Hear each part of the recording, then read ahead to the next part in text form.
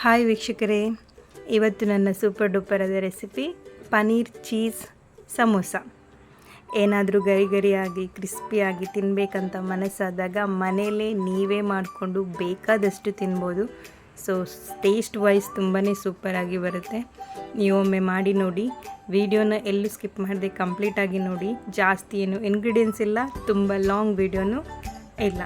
ನೋಡಿ, ನೋಡುವಾಗಲೇ ತುಂಬ ಚೆನ್ನಾಗಿ ಟ್ರಯಾಂಗಲ್ ಶೇಪಲ್ಲಿ ಬಂದಿದೆ.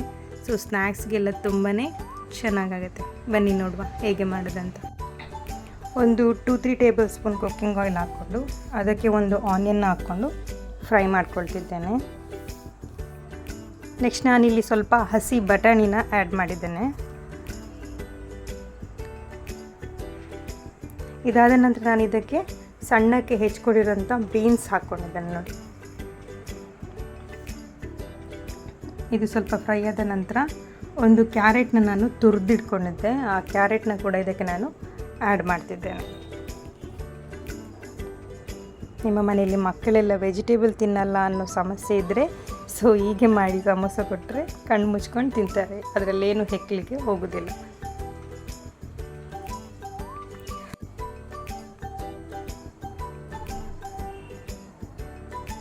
ಈಗ ನಾನು ಇದಕ್ಕೆ ರುಚಿಗೆ ತಕ್ಕಷ್ಟು ಉಪ್ಪನ್ನು ಆ್ಯಡ್ ಮಾಡ್ತಿದ್ದೇನೆ.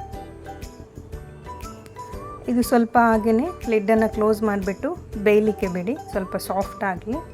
ನೋಡಿ, ಇದೀಗ ಸಾಫ್ಟ್ ಆಗಿದೆ. ಇಲ್ಲಿ ಕಂಪ್ಲೀಟಾಗಿ ಬಟಾಣಿ ಕೂಡ ಬೆಂದಿದೆ.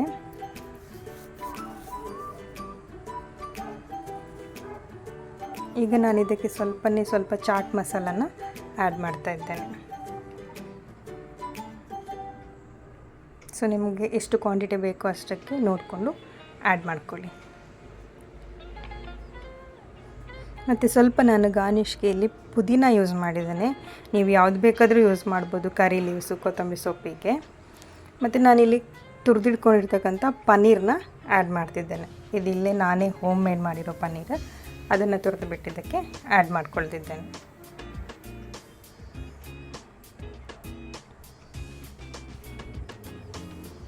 ಇದು ಜಾಸ್ತಿ ಬೇಯಬೇಕಂತ ಏನಿಲ್ಲ.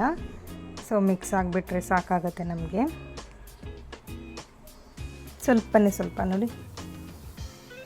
ಸೊ ಈಗ ಇದು ರೆಡಿ ಆಗಿದೆ. ಇದನ್ನು ಸ್ವಲ್ಪ ನಾವು ಕೂಲ್ ಆಗಲಿಕ್ಕೆ ಇಡಬೇಕು ಸೈಡಲ್ಲಿ. ನೋಡಿ, ಇದೀಗ ಕಂಪ್ಲೀಟಾಗಿ ಕೂಲ್ ಆಗಿದೆ, ಬಿಸಿ ಇಲ್ಲ. ಈಗ ನಾನಿದ್ದಕ್ಕೆ 1 ಕಪ್ ಆಗುವಷ್ಟು ಚೀಸ್ನ ಆ್ಯಡ್ ಮಾಡ್ತಿದ್ದೇನೆ. ಚೀಸ್ ಕೂಡ ತುರಿದಿಟ್ಕೊಂಡಿದ್ದೆ, ಸೊ ಅದನ್ನು ನಾನು ಇದಕ್ಕೆ ಆ್ಯಡ್ ಮಾಡ್ತಾಯಿದ್ದೀನಿ.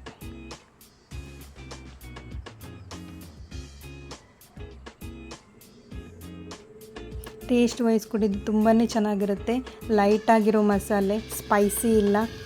ನಿಮಗೆ ಸ್ಪೈಸಿ ಬೇಕಂದರೆ ಸ್ವಲ್ಪ ಅದಕ್ಕೆ ಖಾರ ಪುಡಿನ ಆ್ಯಡ್ ಮಾಡ್ಕೊಳ್ಬೋದು. ಇಲ್ಲಿ ನಾನೊಂದು ಬೌಲಿಗೆ ನಮಗೆ ಅದಕ್ಕೆ ಗಮ್ಮು ಬೇಕಲ್ಲ, ಸೊ ಅದಕ್ಕೆ ಮೈದಾ ಹಿಟ್ಟಿಂದ ರೆಡಿ ಮಾಡ್ಕೊಳ್ತಿದ್ದೇನೆ. ಒಂದು 2-3 ಟೇಬಲ್ ಸ್ಪೂನ್ ಅಷ್ಟು ಮೈದಾ ಹಿಟ್ಟು ಹಾಕ್ಕೊಂಡ್ಬಿಟ್ಟು ಅದಕ್ಕೆ ಸ್ವಲ್ಪ ನೀರು ಹಾಕ್ಕೊಂಡು ಅದನ್ನು ಗಮ್ಮು ಥರ ಕನ್ವರ್ಟ್ ಮಾಡಿದ್ದೇನೆ. ಜಾಸ್ತಿ ತೆಳು ಕೂಡ ಅಲ್ಲ, ದಪ್ಪ ಕೂಡ ಅಲ್ಲ.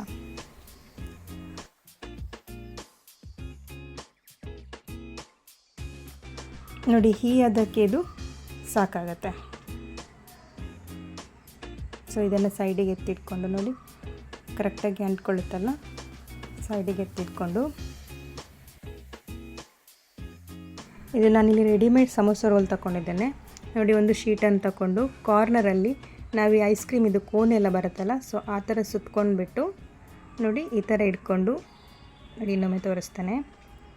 ಐಸ್ ಕ್ರೀಮ್ ಹೇಗೆ ರೋಲ್ ಮಾಡ್ತೀವಿ, ಪೇಪರ್ಸ್ನೆಲ್ಲ ಕೋನ್ ಮಾಡ್ತೇವಲ್ಲ, ಆ್ಯಸ್ ಇಟ್ ಈಸ್ ಸೇಮ್ ಆಗಿ ಕೋನ್ ಥರ ಮಾಡ್ಕೊಂಡ್ಬಿಟ್ಟು ಅದನ್ನು ಕೈಯಲ್ಲಿ ಹೋಲ್ಡ್ ಮಾಡ್ಕೊಂಡ್ಬಿಟ್ಟು ನಮ್ಮ ಏನು ಸ್ಟಫಿಂಗ್ ಇದೆ ಅದನ್ನು ಅದರೊಳಗೆ ಹಾಕ್ಕೊಳ್ಬೇಕು.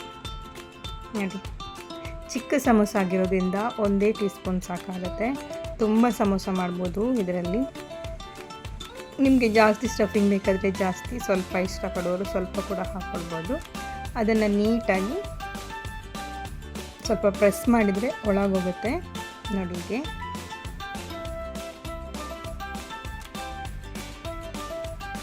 ಅದನ್ನು ಕ್ಲೀನಾಗಿ ಟ್ರಯಾಂಗಲ್ ಶೇಪ್ಗೆ ಫೋಲ್ಡ್ ಮಾಡಿಕೊಂಡ್ರೆ ಆಯಿತು. ಚೆನ್ನಾಗಿ ಬರುತ್ತೆ ಅದು ಫೋಲ್ಡ್ ಮಾಡಲಿಕ್ಕೆ ಕೂಡ, ಯಾವುದೇ ರೀತಿ ಕಷ್ಟ ಏನಿಲ್ಲ. ಈ ಕಾರ್ನರಲ್ಲಿ ನಾವು ಅದಕ್ಕೆ ನಾವೇನು ರೆಡಿ ಮಾಡ್ಕೊಂಡಿದ್ವಲ್ಲ ಮೈದಾದಲ್ಲಿ ಗಮ್ಮು ಅದನ್ನು ಹಾಕ್ಕೊಂಡ್ರೆ ಆಯಿತು.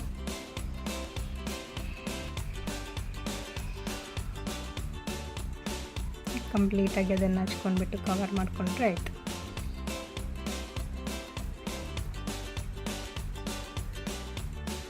ಸಮೋಸಾಗೆ ಇದು ಕರೆಕ್ಟಾಗಿ ಫೆವಿಕಾಲ್ ಥರನೇ ಕೆಲಸ ಮಾಡುತ್ತೆ ನೋಡಿ. ಎಣ್ಣೆಲಿ ಚೂರು ಕೂಡ ಬಿಟ್ಕೊಳ್ಳೋದಿಲ್ಲ. ಎಲ್ಲೆಲ್ಲಾದರೂ ನಿಮಗೆ ಗ್ಯಾಪ್ ಅಂತ ಅನ್ಸ್ಕೊಂಡ್ರೆ ಇದೇ ಮೈದಾ ಹಿಟ್ಟನ್ನು ನಾವೇನು ಕಲಿಸ್ಕೊಂಡು ಇಟ್ಕೊಂಡಿದ್ವಿ ಅದನ್ನು ಅದಕ್ಕೆ ಹಚ್ಕೊಂಡ್ಬಿಟ್ರೆ ಆಯಿತು ನೋಡಿ.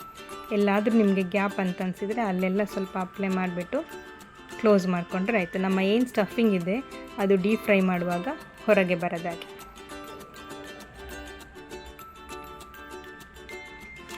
ನೋಡಿ ನಮ್ಮ ಕಂಪ್ಲೀಟಾಗಿ ಸಮೋಸ ಈಗ ರೆಡಿಯಾಗಿದೆ.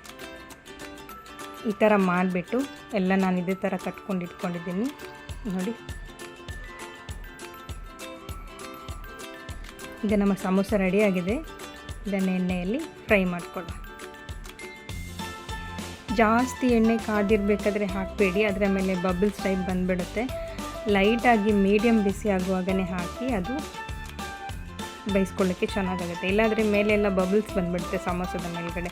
ನೀವು ಎಣ್ಣೆನ ತುಂಬ ಕಾಯಿಸ್ಕೊಂಡ್ಬಿಟ್ಟು ಹಾಕಿದರೆ ನೋಡಿ ಇದೀಗ ಕಂಪ್ಲೀಟಾಗಿ ಚೆನ್ನಾಗಿ ಬಬಲ್ಸ್ ಏನು ಬರಲಿಲ್ಲ ನೋಡಿ, ಒಳ್ಳೆ ರೀತಿಯಲ್ಲಿ ಅದು ಕಾಯ್ತಾ ಉಂಟು.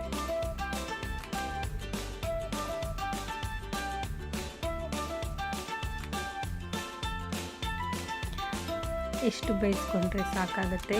ಒಳಗಡೆ ನಮ್ಮ ಸ್ಟಫಿಂಗ್ ಆಲ್ರೆಡಿ ಬೆಂದಿದೆ. ಸೊ ಇಲ್ಲಿ ಮೇಲ್ಗಡೆ ಸ್ವಲ್ಪ ಲೈಟ್ ಬ್ರೌನ್ ಕಲರ್ಗೆ ಬಂದರೆ ನಮ್ಮ ಸಮೋಸ ಆಯಿತು.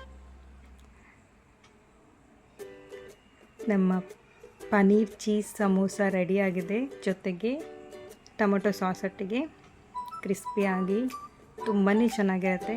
ನೀವು ಒಮ್ಮೆ ಮನೆಯಲ್ಲಿ ಮಾಡಿ ನನಗೆ ಕಾಮೆಂಟ್ ಮಾಡಿ ತಿಳಿಸಿ. ಇವತ್ತಿನ ನನ್ನ ಈ ವಿಡಿಯೋ ನಿಮಗೆ ಇಷ್ಟ ಆಗಿದ್ದರೆ ಸಬ್ಸ್ಕ್ರೈಬ್ ಮಾಡೋದನ್ನು ಮರಿಬೇಡಿ.